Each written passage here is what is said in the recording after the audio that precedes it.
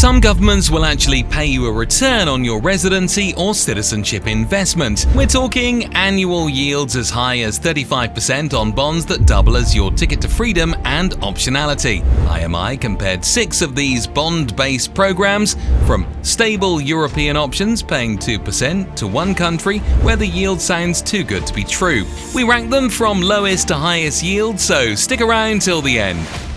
Before we cover the programs, most applicants associate investment migration with buying property. You may too, but a growing number of governments are souring on that model. Foreign investors buying up existing housing stock drives prices higher for locals without adding supply, and the political backlash has forced several countries to restrict or eliminate real estate routes entirely. Look at Portugal. Government bonds solve that problem in a lot of ways. From politicians' perspective, your capital goes directly to the state treasury instead of inflating a housing market. For investor, the appeal is liquidity. Bonds are standardized financial instruments with transparent pricing. When the holding period ends, you get your principal back. But there's a tension investors need to understand. Governments typically denominate and repay these bonds in local currency. That means your return depends not just on the yield, but on what happens to the currency while you hold it. The countries offering the highest yields are usually the ones whose economies carry the most risk, a 35% annual return. Which one country on this list actually offers means nothing if the currency it's paid in collapses faster than the interest accumulates. We'll get to that one last. But let's start with a more stable option. Italy. Stability at a premium. Among a few other options, Italy's investor visa, sometimes called La Dolce Visa, requires an investment of €2 million in Italian government bonds, making it one of the highest entry points in Europe. In return, you get a steady 2.4% annual yield and a 2-year investor visa, renewable for 3 more years. Italy recorded just 1% inflation in 2024 and 1.5% in 2025, so in real terms your return is positive. Your capital sits in one of the Eurozone's most liquid sovereign debt markets. The limitation, however, is the timeline. Naturalization as an Italian citizen requires 10 years of physical residence. This is not a fast track to a European passport.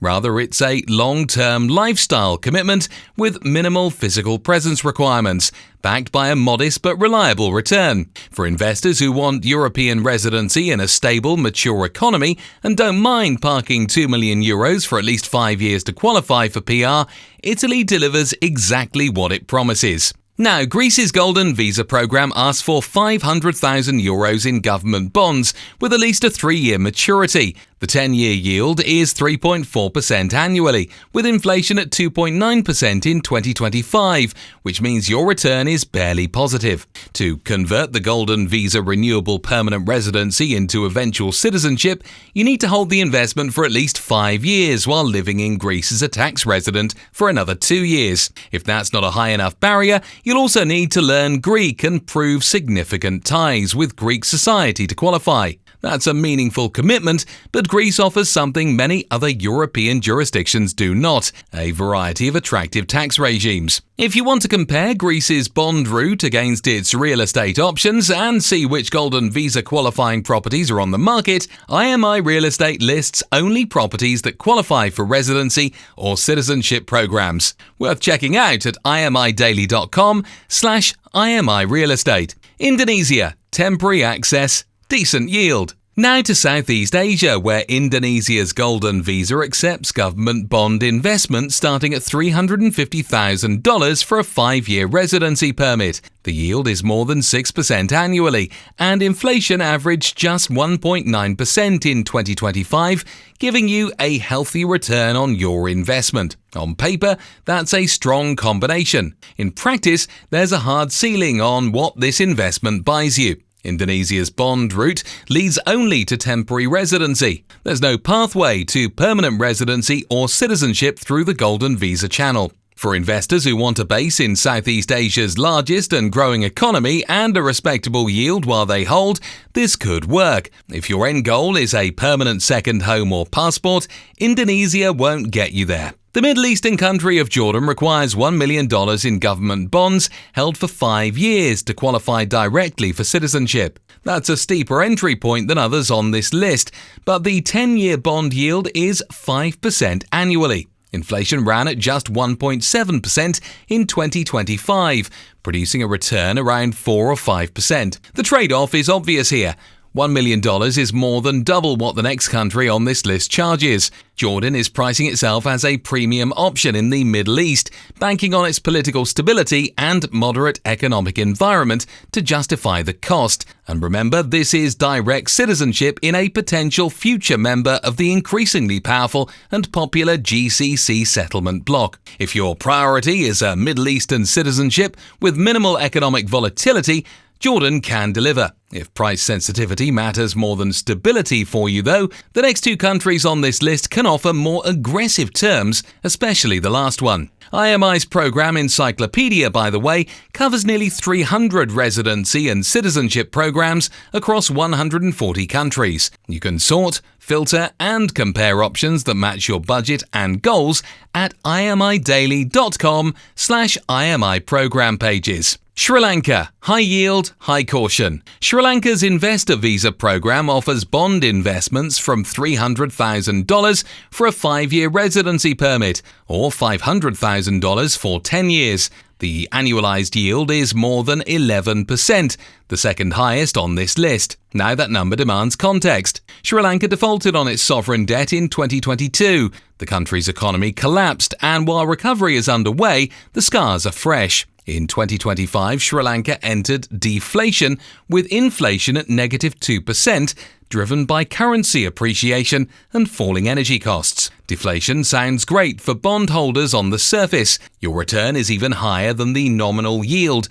But deflation in a post-default economy signals fragility, not strength. The currency that appreciated could reverse course. The recovery could stall, and this could be a risky bet. And like Indonesia, Sri Lanka's bond route offers only temporary residency, not permanent status or citizenship. You're earning 11% on paper, but you're lending money to a government that couldn't pay its debts 4 years ago for a permit that expires. Risk-tolerant investors with a short time horizon may find this math compelling, but everyone else should weigh that yield against what default means for your contribution. Turkey, the 35% paradox. Now to our final program. Turkey's Citizenship by Investment unit accepts government bond investments of $400,000 with a 3-year holding period. The 5-year annualized yield is 35%, despite a Turkish lira inflation rate of almost the same number. In fact, the lira lost over 500% of its value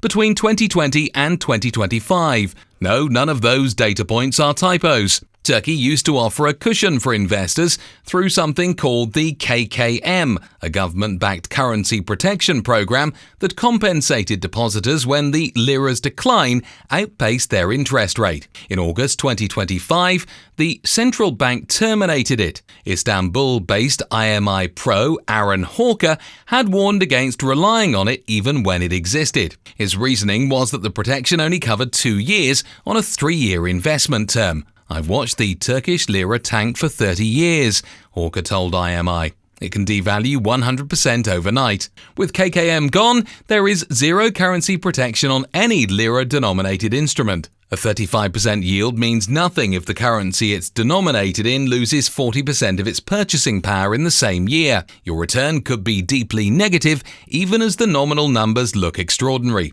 Every bond on this list is denominated and repaid in local currency, but nowhere is that risk more acute than in Turkey. The saving grace is the 3-year holding period is the shortest on this list, and it leads to full Turkish citizenship. A shorter exposure window means less time for devaluation to erode your principal. For investors who believe the lira stabilizes or who value the citizenship itself more than the financial return, the calculus could work. But if you're investing in Turkey for the yield alone, this is pure speculation. Rules in this space change constantly. Program thresholds shift.